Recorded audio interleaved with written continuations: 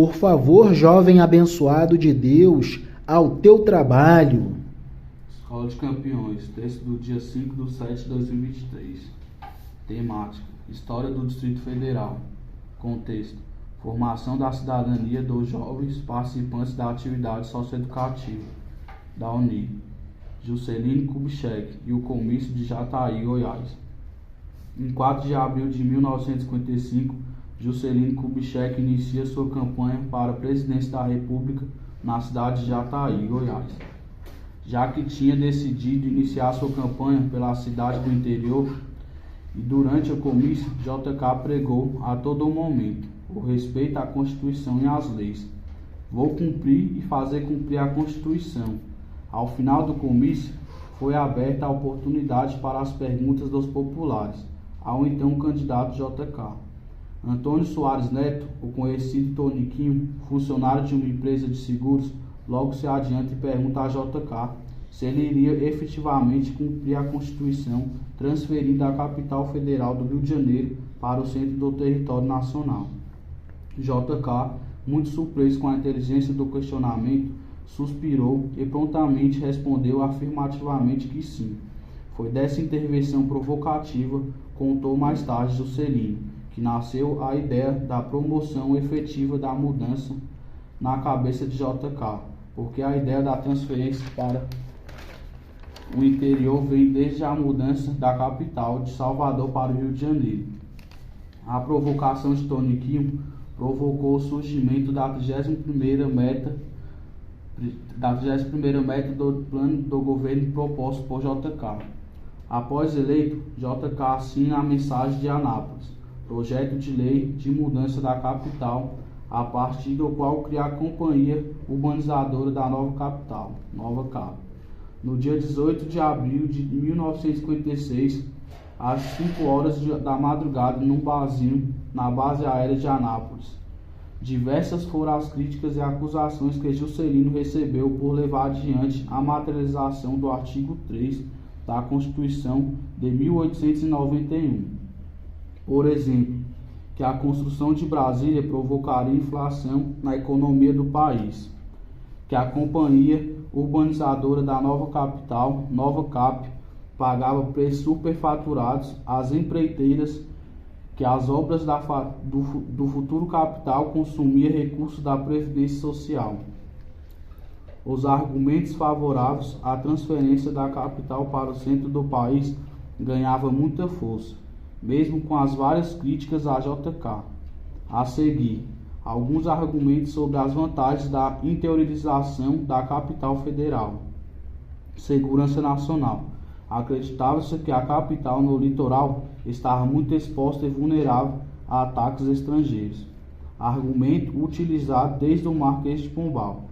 Interiorização, povoamento, desenvolvimento e integração econômica nacional. A construção da capital no interior do país forçaria o deslocamento de significativo contingente de pessoas para o centro do país, o que levaria à abertura de estradas e construção de rodovias, ligando, portanto, a capital às diversas regiões do país, o que acarretaria uma crescente e maior integração econômica em relação às demais regiões do Brasil. Símbolo de um Brasil novo. O Brasil, no governo de JK, 1956-1961, passou por rápidas transformações socioeconômicas. O plano de metas abriu a economia ao capital internacional, e a entrada em larga escala de empresas multinacionais fez com que os países passassem pela modernização, deixando de ser um país rural e se tornando predominantemente urbano-industrial. Segurança governamental. Mesmo argumento da segurança nacional. Com a centralização da capital do Planalto Central, os políticos teriam mais paz para pensar o país, mas também poderiam ficar mais ilhados e distanciados das necessidades das populações mais pobres. Segundo texto. Infraestrutura envelhecida, mesmo Brasília sendo uma cidade nova. Texto escrito por Maria Eugênia e outros.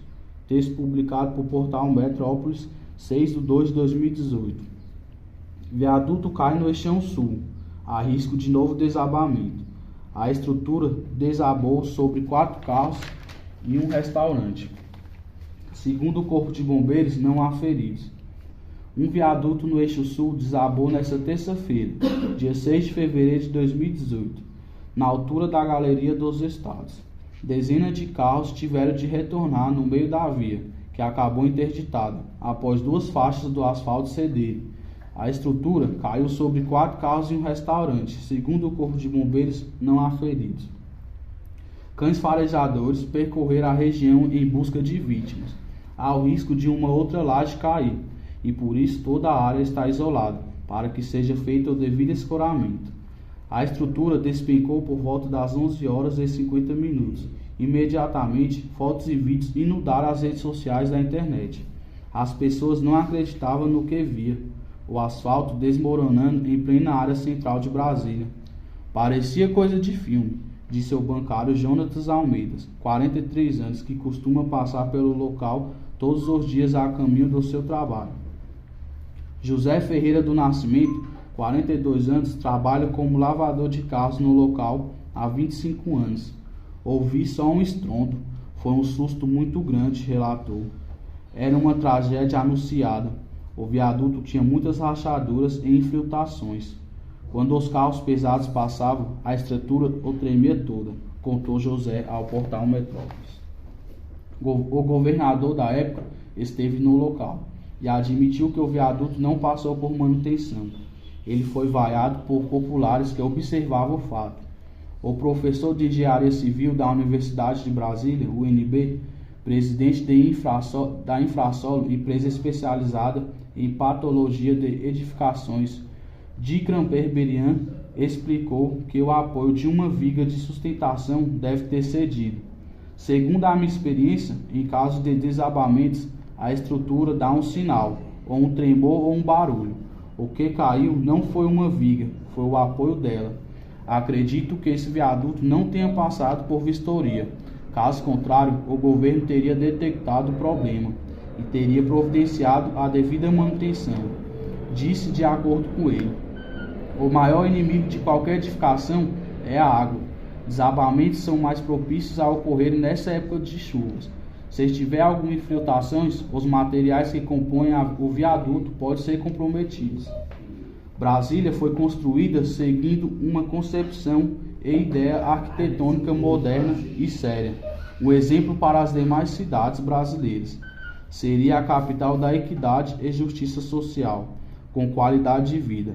Parte dos planejamentos não vingou, e hoje a metrópole Brasília não foge à regra das demais cidades brasileiras, ou seja, violência generalizada, favelização, desemprego e informalidade crescente, transporte público precário, degradação do meio ambiente, saúde pública caótica e infraestrutura sem manutenção e envelhecida. Maravilha!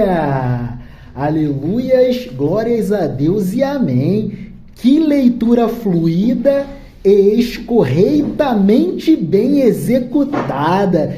Texto longo, é um esforço físico a mais e também mental, mas extremamente necessário. Muito obrigado, jovem GPS. Deus te dignifique, te maximize e te potencialize cada vez mais em sabedoria, em amor e em prosperidade. Deus quer, nós queremos, a tua família quer, o universo quer isso de você. Deus te abençoe, meu amigo. Muito obrigado por tudo. A Escola de Campeões tem muito orgulho da tua existência. Você é muito importante para Deus e principalmente para a tua família. Deus te conserve sempre assim, inteligentemente bem dedicado aos estudos. Amém.